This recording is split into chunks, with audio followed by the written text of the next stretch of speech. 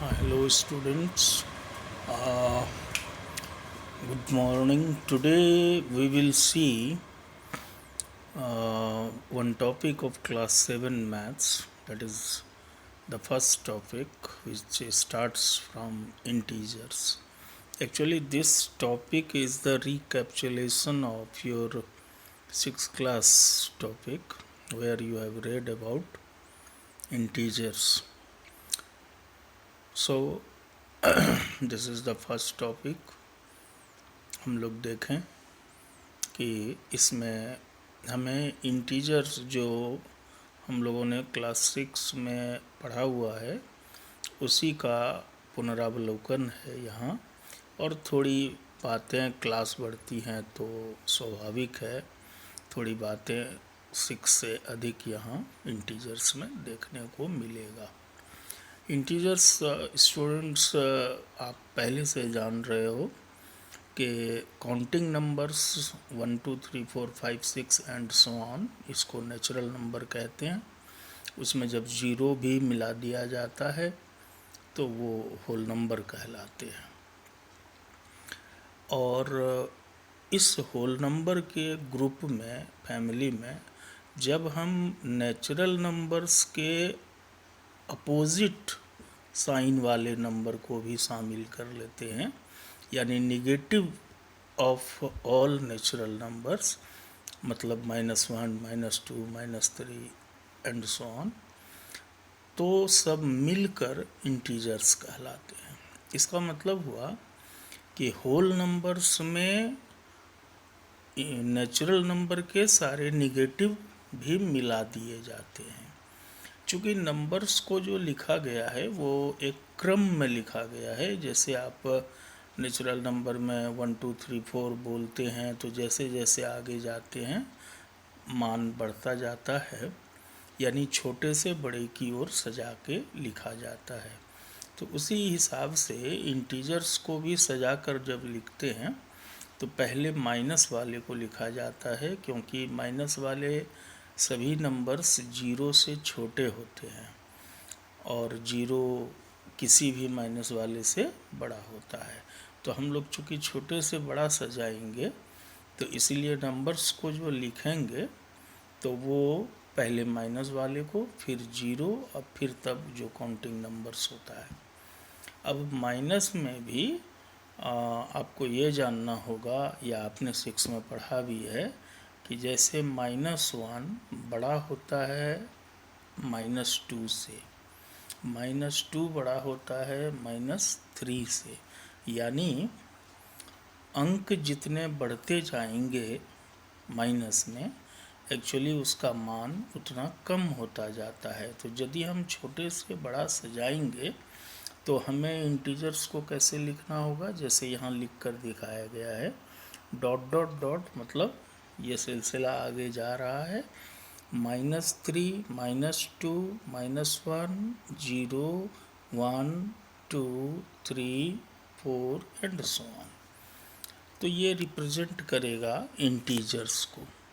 स्वाभाविक है कि यदि आप इंटीजर पर ध्यान दें तो इसके 3 पार्ट हो जाते हैं। एक पार्ट हो गए जीरो से जितने बड़े हैं, यानी जीरो के दाएं हाथ तरफ जितने हैं।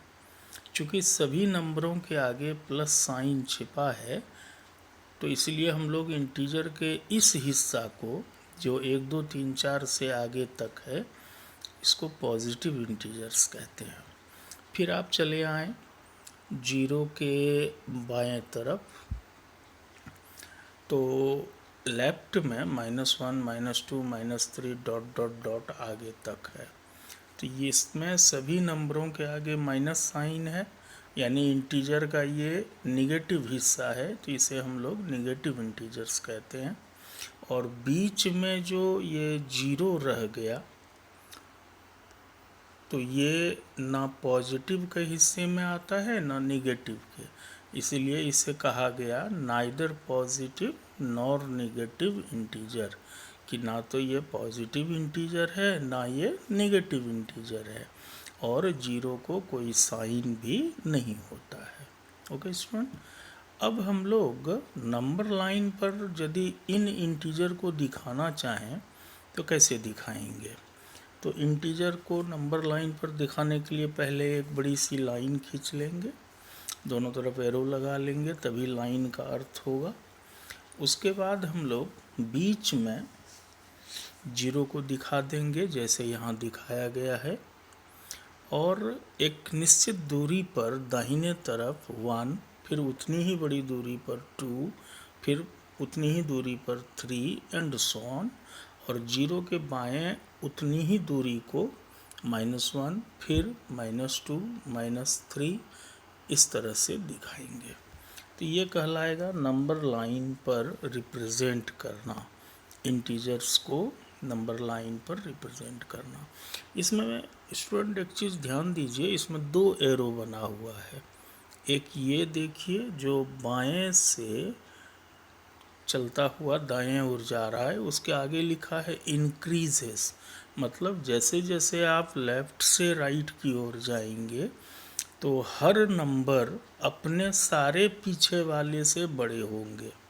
जैसे आप उदाहरण के लिए समझिए कि मान लीजिए आपने -3 को देखा, तो इसका मतलब -3 -4 से बड़ा है, -5 से बड़ा है, -6 से बड़ा है, यानी -3 के बाएं जितने हैं सभी से बड़े -3 हो गए।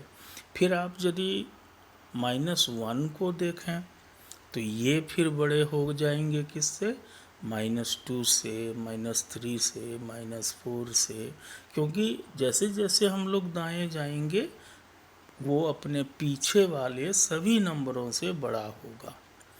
और फिर एक एरो आप गौर करें, एक एरो इधर से दिखाया गया है, इधर से यहाँ पर जो इधर से चलना शुरू हुआ है और इस तरफ आया है, अब बगल में लिखा है डिक्रीजेस। मतलब हुआ कि जब आप ये जो नंबर लाइन पर दिखाए हैं, इसे जब आप दाएं से बाएं जाएंगे, राइट से लेफ्ट, तो वैल्यू घटता जाएगा। यानी एक ही चीज़ याद रखना है कि नंबर लाइन पर दिखाने का मकसद है कि आपको ये जानकारी हो कि कौन बड़ा है, किससे बड़ा है, कौन छोटा है, किससे छोटा है। तो यदि आप ये बात याद रख लें कि राइट वाला बड़ा होता है अपने लेफ्ट के सभी से, तो आपको सारी बातें समझ में आ जाएगी।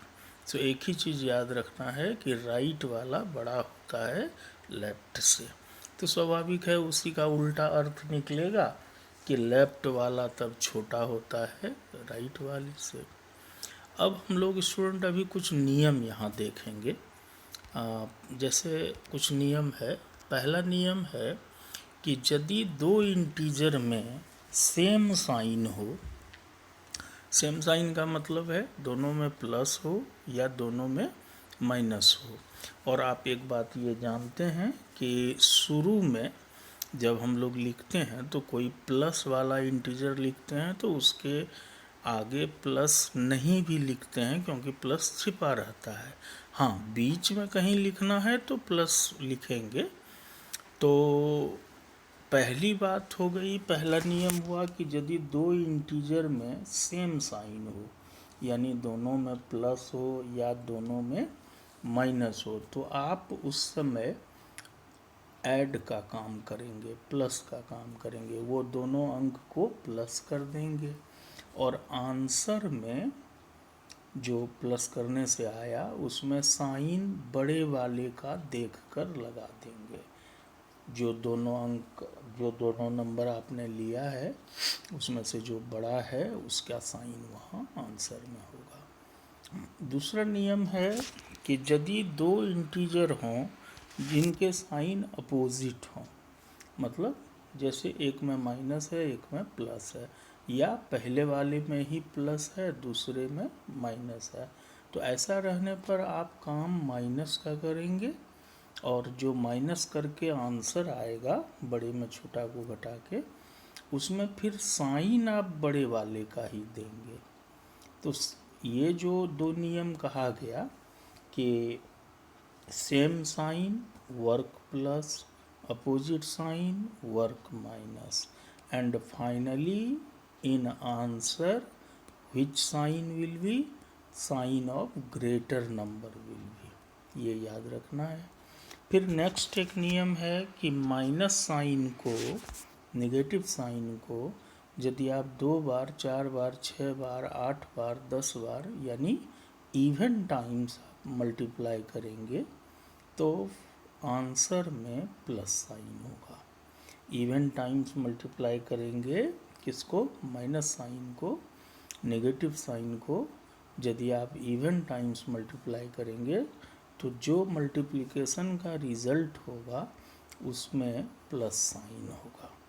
इसका ठीक उल्टा फिर नेक्स्ट रूल है कि यदि आप माइनस साइन को, नेगेटिव को आप यदि ऑड टाइम्स इनटू करेंगे, यानी ऑड टाइम का मतलब है 1 बार 3 बार 5 बार 7 बार, तो जो रिज़ल्ट आएगा मल्टीप्लाई करने से उसमें माइनस साइन लगेगा। ठीक है स्टूडेंट्स। और एक दो नियम है कि जैसे डिवाइड जब हम लोग करते हैं इंटीजर्स का, तो एक होता है डिविडेंड जिसको डिवाइड देना है, और एक होता है डिवाइज़र जिससे डिवाइड देना है। तो जिसको देना है उसको ऊपर लिखते हैं और जिससे देना है उसको बाय में नीचे लिखते हैं। तो आप चाहे डिविडेंड और डिवाइज़र समझें, या आप चूँकि डिविडेंड ऊपर लिखते हैं तो उसको न्यूमरेटर कहिए, और डिवाइज़र नीचे लिखते हैं बाय में, उसको आप डिनोमिनेटर कहिए। तो डिविडेंड और डिवाइज़र ये दोनों में यदि कोई एक में माइनस साइन है तो जो रिज़ल्ट होगा उसमें आंसर में माइनस साइन लगेगा, और यदि दोनों में माइनस साइन है, डिविडेंड में भी और डिवाइज़र में भी, तो दोनों माइनस कैंसिल हो जाएगा और तब आंसर प्लस में आएगा, यानी आंसर के आगे प्लस चिन्ह होगा। और उसको चूँकि लिखते नहीं हैं शुरू में, इसलिए आप बिना साइन का लिखेंगे। फिर उठेगी बात कि दोनों में यदि प्लस है तो जो नॉर्मल डिवाइड का नियम है वहाँ प्लस में ही आंसर आएगा। तो ये कुछ नियम है इंटीजर से संबंधित जो आपको एक्सरसाइज बनाने में काफ़ी हेल्पफुल होगा। तो उम्मीद है कि आप इसे याद करेंगे, एक बार 2 बार वीडियो भी देखेंगे और बिना देखे फिर याद करके नियम को अभ्यास करेंगे, जिससे आपको आगे सवाल बनाने में सुविधा होगी। तो बच्चों, ये वीडियो आपको कैसा लगा ये आप बताएंगे, और सब्सक्राइब करेंगे, लाइक करेंगे, दोस्तों के साथ शेयर करेंगे, जिससे हम और भी आपके लिए नए बढ़िया वीडियो आपके टॉपिक के, आगे के टॉपिक के लिए फिर हम लेकर उपस्थित होंगे। Till then, good bye. Okay students, good.